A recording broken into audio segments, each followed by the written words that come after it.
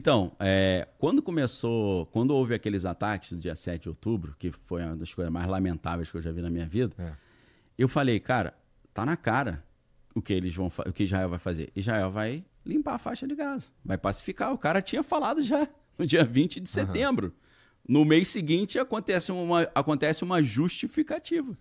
Então eu falei, eles vão aproveitar isso para pacificar a faixa de Gaza, dominar aquela região.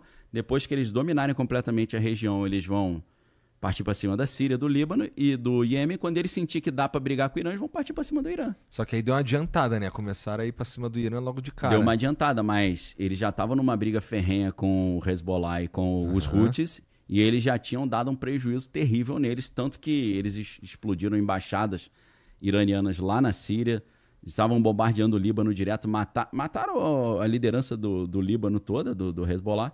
Então, o Líbano já estava meio assim, cara, cansei de brigar, meu irmão. Então, ele já sentiu que os caras cansaram e falou, agora eu vou para a terceira etapa, que é para cima. Terceira etapa a terceira etapa da segunda etapa.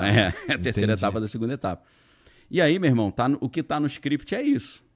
Destruir completamente a enriquecimento de urânio, derrubar o governo dos ayatolás, que está desde 1978 no poder, e, além disso, assim poder explorar não só o petróleo, mas o gás natural também.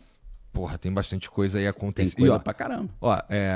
Cara, olha só. A resposta foi longa, mas foi Não, boa, eu né? espero que você tenha tempo, meu irmão. Eu tô tranquilo. Porque a gente tem coisa pra caramba pra falar aqui e as coisas vão ficando meio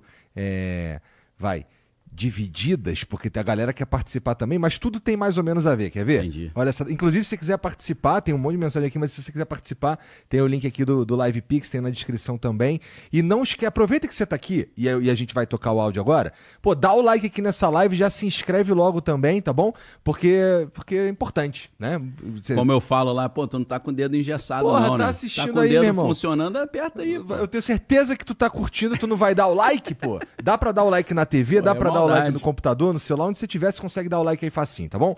Vamos lá, ó, tem uma mensagem aqui que é interessante, ó, ponto de vista diferente. Júnior BJJ mandou R$20. Boa noite, Igor e Daniel. Sai do Rio de Janeiro há anos, decidi criar meus filhos na Europa. Estou na Inglaterra. O que fazer nessa situação que se encontra o mundo? Os caras lá na Europa, lá. Então, sabe qual é o problema? Geralmente eu falo as coisas partindo do princípio que o cara leu as paradas que eu li, que são públicas. Então, assim, quase que tudo que eu tenho que falar, eu tenho que fazer meia hora de pré-requisito. Então, você vai entender o que eu vou falar, porque eu vou dar o pré-requisito. O Oliver Dowden, eu não sei, ninguém deve imaginar que é esse cara. Esse cara foi vice-primeiro-ministro da... Porra, cara, por que tu não quer ser meu amigo, não, cara? Vamos começar a almoçar junto, essas paradas. Porque, assim, tem tanta coisa que tu conhece e que tá completamente fora... Pô, também tu estudou essa porra um tempão, né, cara? Não, todo dia, pô. O glúteo, tem que estar em dia, meu irmão. Mas o Oliver Dowden... Oliver Dowden, cara, em 2023, em dezembro, ele já estava falando pro pessoal do Reino Unido estocar pilha, lanterna, comida, remédio, porque eles estavam já esperando uma guerra generalizada na Europa contra a Rússia. Mas quando começa esses papos aí meio preventivo, todo mundo acha que o cara é o doidinho, não acha, não? Então, só que aí o que acontece? A Finlândia, a Suécia e a Suíça sempre foram países neutros. Aí a Suécia entra para a OTAN. A Finlândia entra para a OTAN.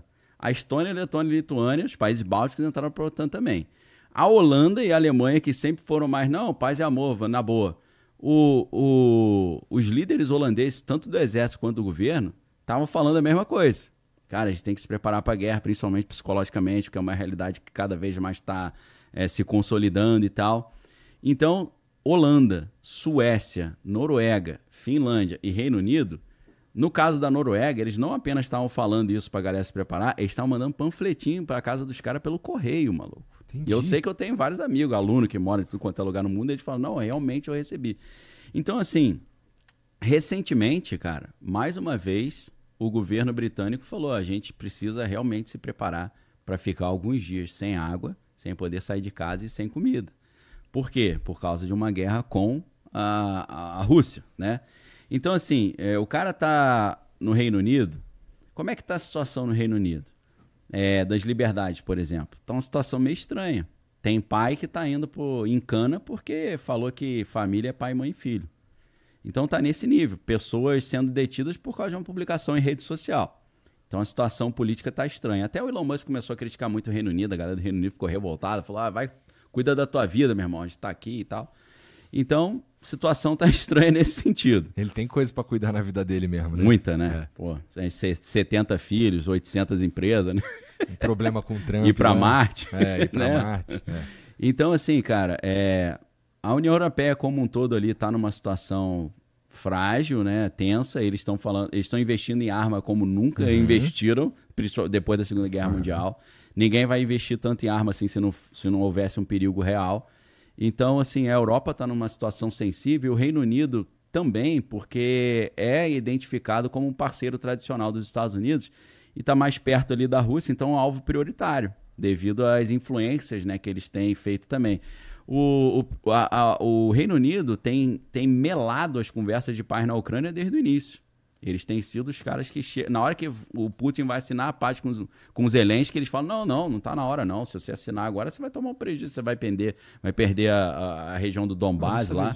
Eles melam a parada. Toda hora eles melam. O que tu acha que é o... Por que eles fazem isso? Eles fazem isso porque eles não querem que a guerra seja encerrada com o Putin vencendo, pô. Entendi. Entendeu?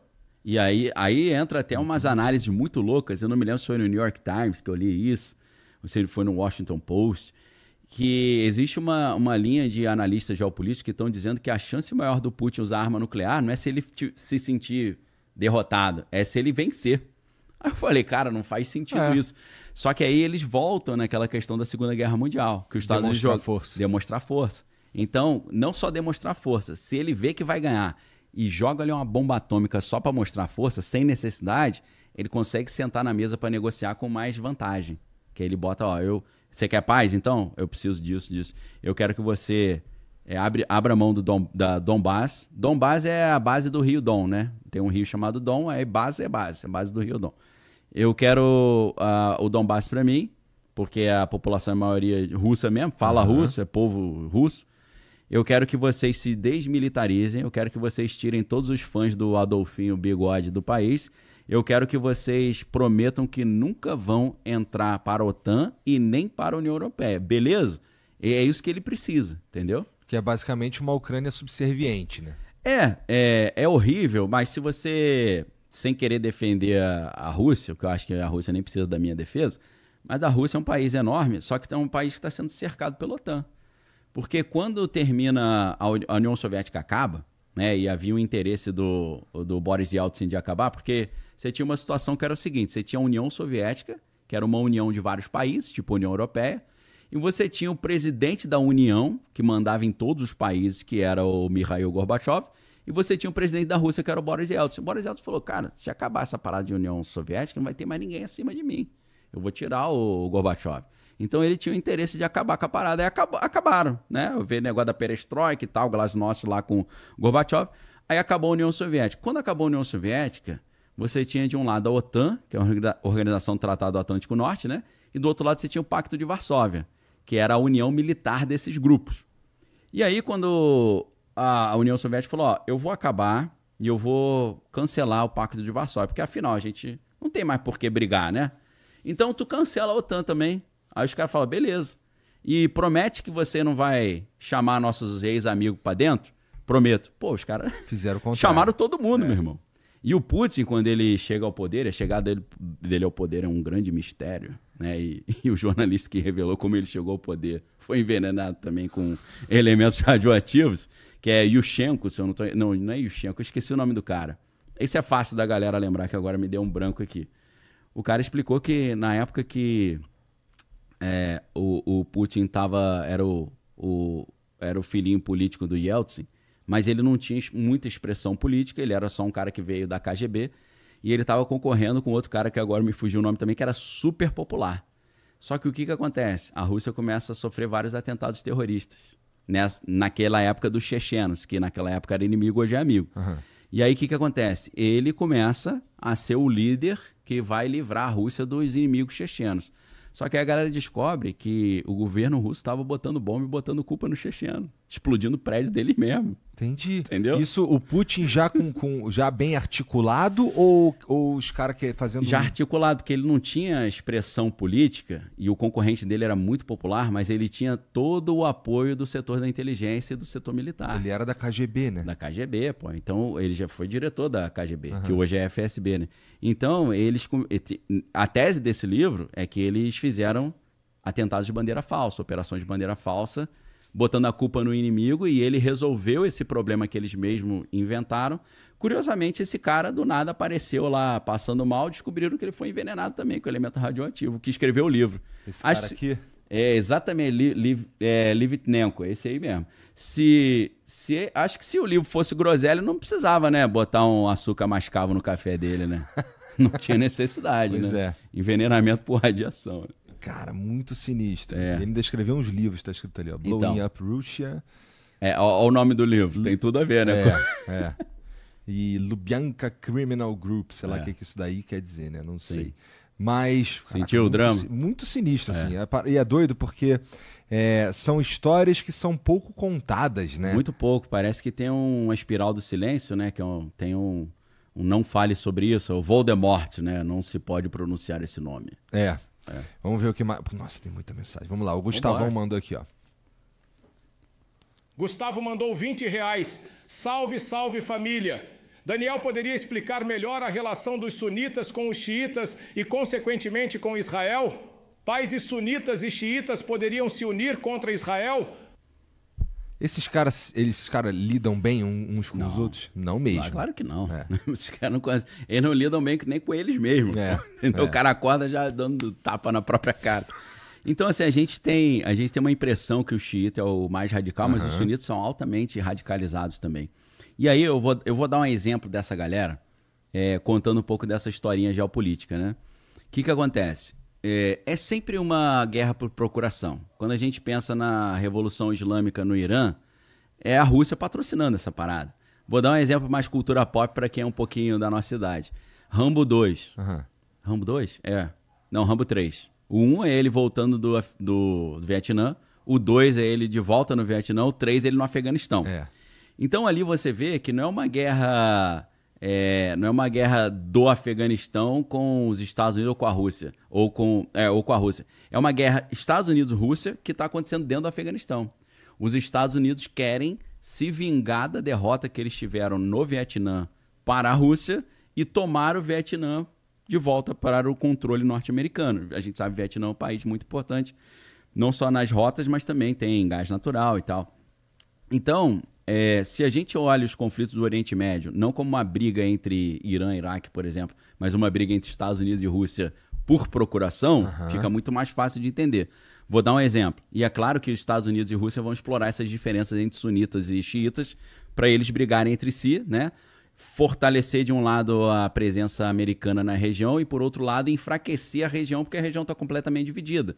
Aí você entra naquela ideia do dividir para enfraquecer, enfraquecer para dominar. Né? Povos inimigos brigando são muito mais fáceis de serem dominados. Com certeza. Né? Então, o que acontece? Em 1978, a Rússia patrocina essa Revolução Islâmica com a Ayatollah, a gente conhece como Khomeini, mas lá eles falam Khomeini, né? Então eu vou falar Khomeini só para a galera entender o que a gente está falando.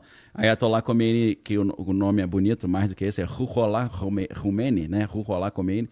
Ele assume o poder. O que os Estados Unidos fazem? Preciso achar um cara para resolver essa parada para mim. Trazer o Irã de volta para o meu controle, botar o Shah Reza Pahlavi de volta. E aí o que eles fazem? Em vez de eles pegarem os americanos e mandar para a guerra, eles chegam para um jovem talento iraquiano chamado Saddam Hussein, falam, meu amigo, se eu te der treinamento, dinheiro, tu faz um servicinho sujo aí para mim? Ele falou, vambora, qual que é o serviço? Rebenta com os iranianos aí para mim, por favor. Ele demorou. Aí logo depois da Revolução Islâmica tem a guerra Irã-Iraque, pô. Explorando essas diferenças, entendeu? E aí o que acontece? Quem que ganhou? Pô, se tivesse vencido, não tinha mais Ayatollah no Irã. Verdade. Empatou, ficou 0-0.